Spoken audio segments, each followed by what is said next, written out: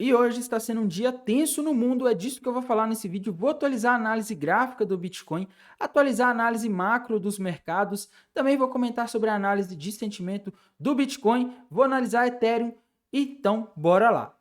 Antes de começar, eu peço encarecidamente que você deixe o like aí embaixo. É assim que o YouTube reconhece que esse conteúdo é bom e que você quer que esse canal continue trazendo mais conteúdos como esse. Não se esqueça de se inscrever no canal e ativar o sininho para receber as notificações dos vídeos e análises que eu posto aqui diariamente. Bem, pessoal, então hoje o Bitcoin está aí praticamente parado, né, caindo cerca de 1%, que não é um movimento muito grande para o Bitcoin, mas na mínima do dia o Bitcoin chegou a bater 27.268 dólares, pelo menos na corretora Coinbase, tá? Que é o gráfico que eu estou olhando aqui. E aí, Tainan, será que temos alguma modificação no gráfico agora? Por enquanto, a gente ainda não tem uma modificação muito profunda em relação a ontem, tá? A gente não tem nenhum padrão gráfico aí concluído, rompido, confirmado. Porém, pessoal, com essa queda que o Bitcoin teve aí a partir de ontem de noite, o Bitcoin ficou mais próximo de formar um padrão gráfico conhecido como topo duplo, e isso vai acontecer se ele romper a região dos 27.100 dólares, que por enquanto não rompeu, tá? Então ele ainda está acima, ele chegou a bater ali perto, na mínima do dia, chegou bem próximo mesmo, mas agora no final da tarde ele virou um pouco, ele deu uma subida ali, principalmente a partir de 2 horas da tarde, tá? Mas fiquem de olho, pessoal, aqui no gráfico de 1 hora, que é o que eu estou olhando aqui, se o Bitcoin fizer esse movimento de romper para baixo dos 27.200 dólares, vai ter um topo duplo aqui, e o alvo desse topo duplo do Bitcoin, ele estaria ali na região dos 25.800 dólares, que é uma região de suporte extremamente importante, tá? Se vocês observarem aqui, vocês vão ver que essa região aqui dos 25.800 dólares, ela é uma região em que o Bitcoin nos últimos tempos tem tocado bastante, tá? Então existe uma probabilidade alta dele voltar naquela região.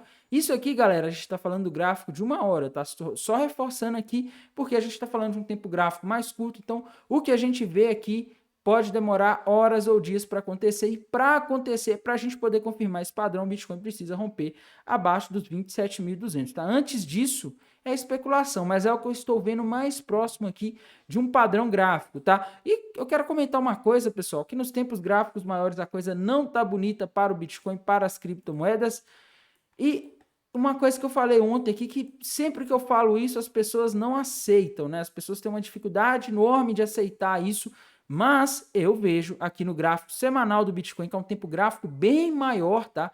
Uma cunha ascendente que está aqui rompida para baixo. Se ela está rompida para baixo, meus amigos, significa que a tendência é continuar o movimento prévio que vem ocorrendo ali, pelo menos desde março de 2022 de queda, tá? E geralmente quando a gente projeta a cunha, pelo menos nos livros em que eu vi, tá? Geralmente você pega da ponta até a parte mais funda dela, e o alvo seria na região dos 12 mil dólares, tá? Tainan, o Bitcoin não vai a 12 mil dólares, você está tentando prever? Não, estou tentando prever, eu estou só mostrando para vocês o que a análise gráfica está mostrando, tá? Eu estou sendo imparcial, na verdade. Eu não faço torcida aqui, tá? Porque tem muitos lugares, hoje em dia tem torcida para tudo na internet, né? Tem torcida para processador, tem gente que gosta de AMD, tem gente que gosta de Intel. Tem torcida para país, né? Tem gente que torce para os Estados Unidos, tem gente que torce para a China no jogo geopolítico.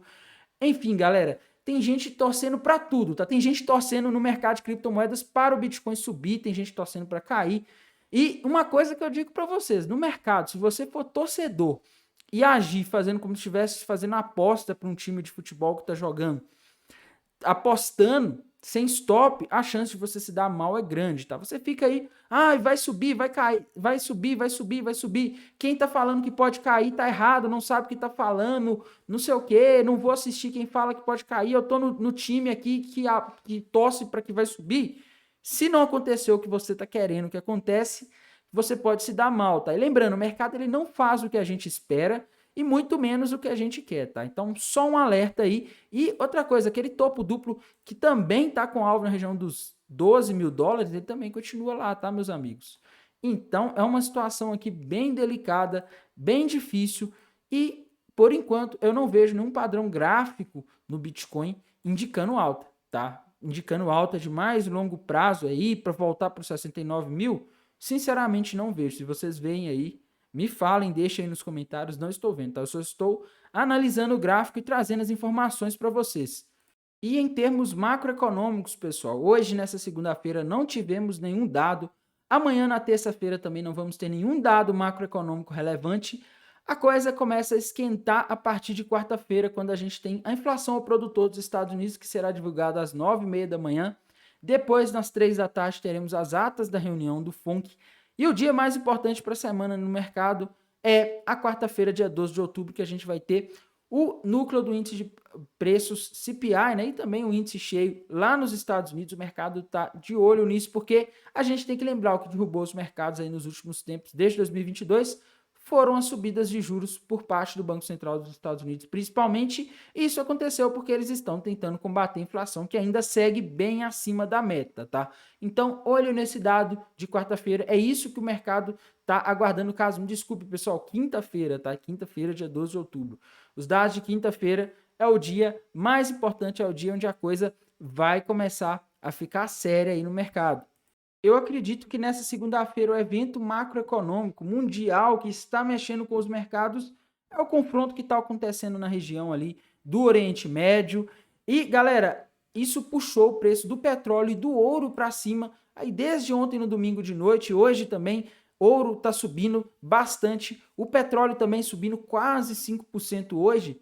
Isso, galera, está acontecendo porque aquela região ali, embora Israel e Palestina não sejam grandes produtores de petróleo, eu nem sei se tem petróleo na região ali da Palestina, de Israel, mas a região em volta ali no Oriente Médio tem bastante petróleo, tá? E principalmente países aí que são rivais de Israel. E o receio do mercado é sempre esse conflito se estender, esse conflito, vamos dizer assim, começar a gerar desavença entre Israel e países árabes, e os países árabes querendo pressionar os Estados Unidos, que apoiam Israel, eles podem fazer alguma coisa em cima do petróleo, tá? Cortar a oferta global para fazer o preço subir. E eu não estou criando teoria da conspiração, tá? Também não estou dizendo que eles vão fazer, só estou dizendo que isso é algo plausível e já aconteceu, viu, pessoal? Vejam lá a crise do petróleo que teve ali nos anos 70, ela foi por causa disso. Os Estados Unidos estavam apoiando Israel, os países árabes não gostaram disso e resolveram puxar o tapete ali do Ocidente, fazendo um corte na produção de petróleo, fazendo o preço do petróleo ir nas alturas. E isso acabou causando uma crise. Inclusive, o Brasil sofreu durante todo o ano, a década de 80, inclusive por causa disso, tá? Por causa dessa subida rápida do preço do petróleo. Não estou dizendo que vai acontecer isso. Até agora a gente não teve nenhum pronunciamento de algum país aí que é grande produtor de petróleo fazendo coisa desse tipo, tá falando que vai fazer isso.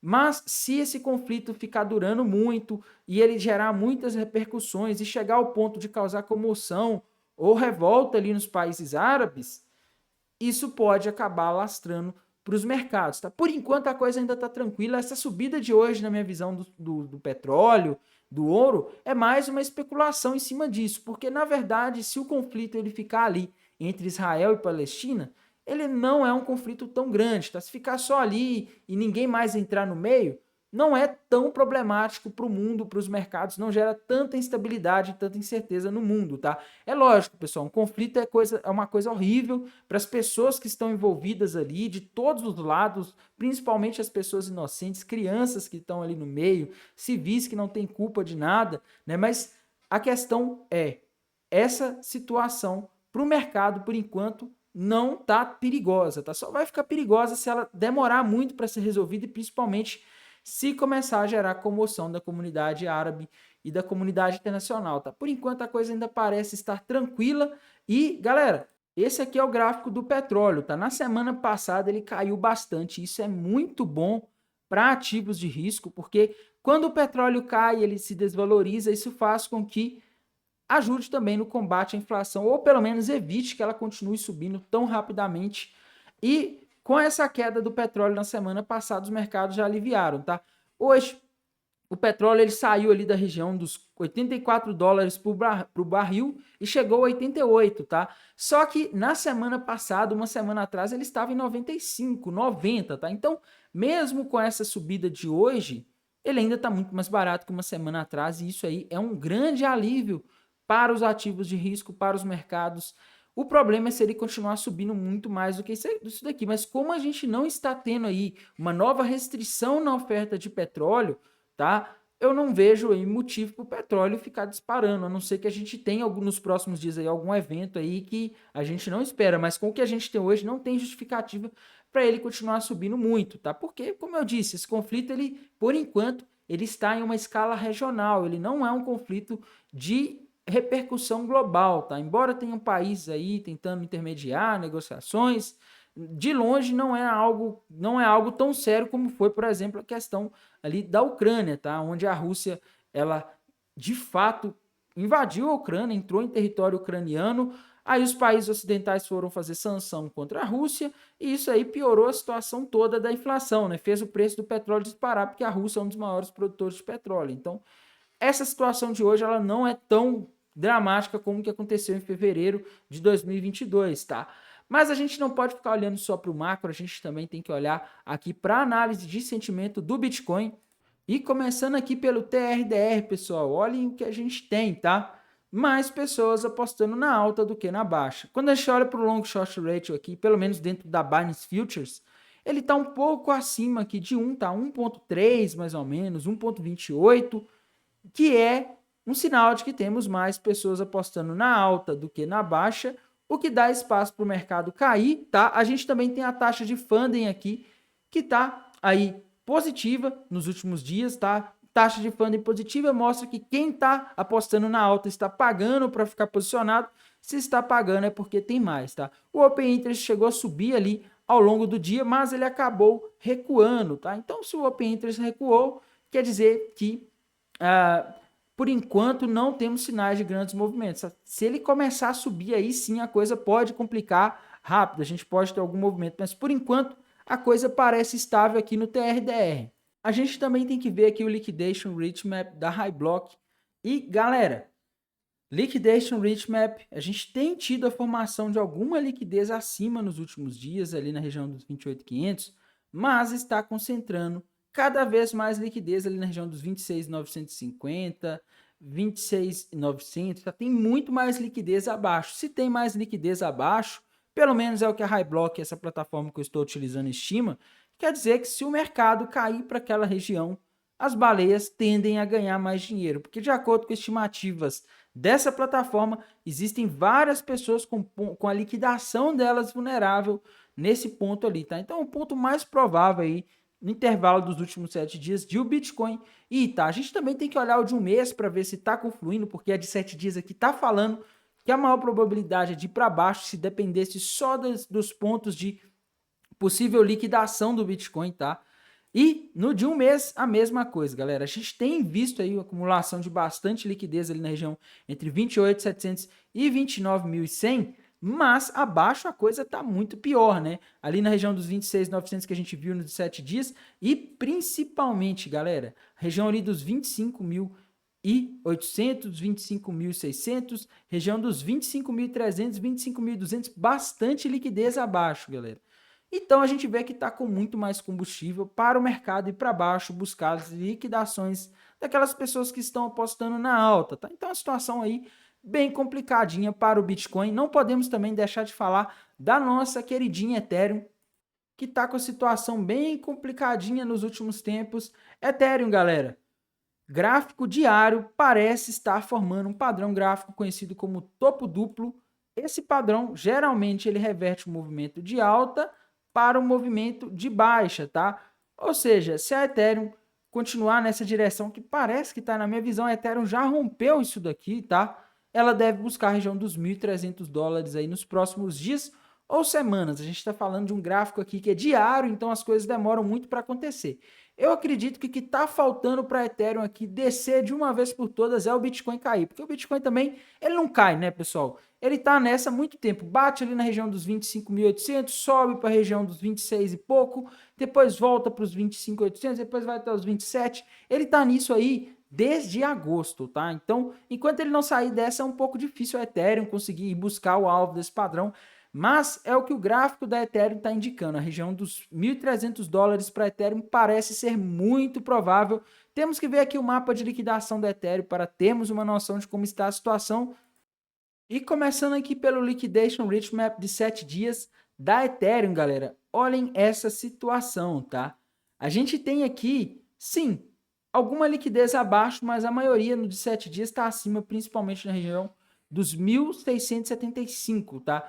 1.700 tem bastante liquidez ali acima, e a liquidez que estava abaixo aqui nos últimos dias, o mercado já consumiu na queda, tá? A gente tinha bastante liquidez ali nos 1.595, 1.580, mas com essa queda de hoje, a Ethereum consumiu toda essa liquidez, então nos últimos 7 dias, de acordo com esse gráfico dos últimos 7 dias, para as baleias seria um pouco mais lucrativo se a Ethereum subisse até a região dos 1.675, tá? Temos que olhar de um mês aqui, geralmente a de um mês ela traz uma análise mais valiosa e mais completa do que a de 7 dias, e na de um mês a situação já é bem divergente, tá? Se na de 7 dias a gente está com muito mais liquidez acima, na de um mês, meus amigos, tem bastante combustível para Ethereum cair, inclusive até a região dos $1.300, que é aquele alvo que eu mostrei para vocês, tá?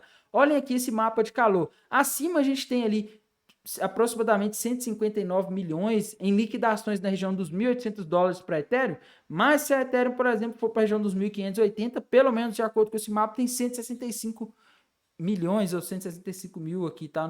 Não sei qual é o valor exato, mas a gente vê que abaixo, bem perto, já tem mais, né? Isso sem contar, por exemplo, ali na região dos $1.300, onde tem mais de 206, se eu não me engano, milhões aí em liquidação, está. Então tem muita liquidação ali para ser atingida para Ethereum.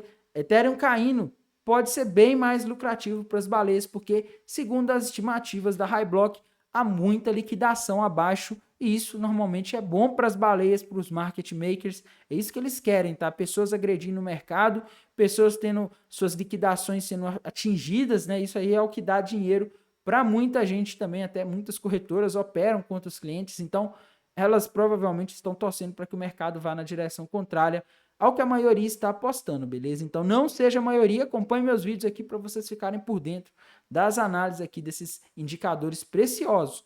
Bem, pessoal, por esse vídeo de hoje é isso. No mais, desejo um bom descanso a todos, uma excelente semana e bons negócios. Até mais, tchau!